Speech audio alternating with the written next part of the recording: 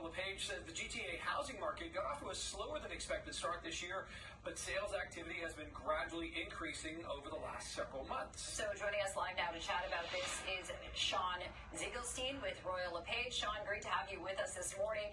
It appears that for now, at least, this is certainly a buyer's market, given that we're seeing more supply out there. Good morning, guys. And I was tempted to wear my Blue Jay jersey this morning because I think the whole city is doing that right now.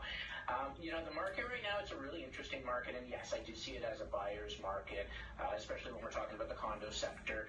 Detached homes are still, selling. They're taking a little bit longer than usual, but we're definitely seeing more of a buyer's, preference right now to the market.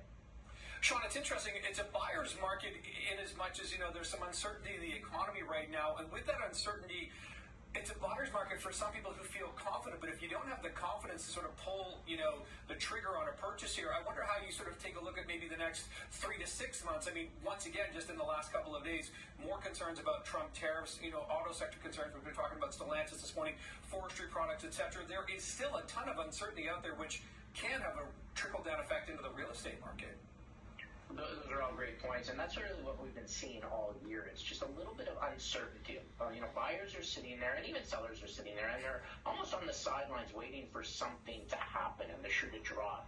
And, yes, we've seen interest rate drops happen, over the last year and a half, substantially changing the marketplace with interest rates. However, people are not jumping into the market, which is what a lot of economists believed was going to happen when we started to see those drops. But I think there's so much uncertainty out there, and we're feeling that buyers are taking their time.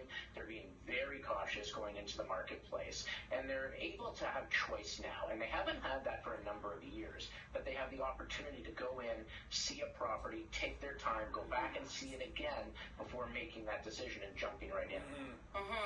And Shawn, there's quite a difference when it comes to the median price of a single detached home in, let's say, the GTA versus City of Toronto, and same situation with condos. Can you elaborate on why we're seeing that change? I think it's just affordability. Once you get into the core, and then once you get out of the core, as long as people are willing to make that little bit of an adjustment on a commute and such like that, a lot of people have gone out of the city core in order to purchase larger properties or more single-family homes. Once they're getting into the city and they're looking at average prices, yes, we are seeing the affordability coming back a little bit. However, what we're not seeing at the same time are those buyers running back in, especially what we're going to start to see, I think, with a little bit more of going back to work full-time on a lot of different business opportunities out there.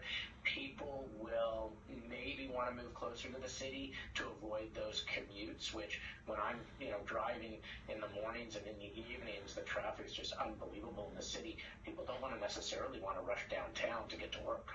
Yeah, understandably, with all the DVP shutting down the Richmond exit for the next 6 months or so, that is definitely a factor for many people. Shawn, appreciate the time this morning.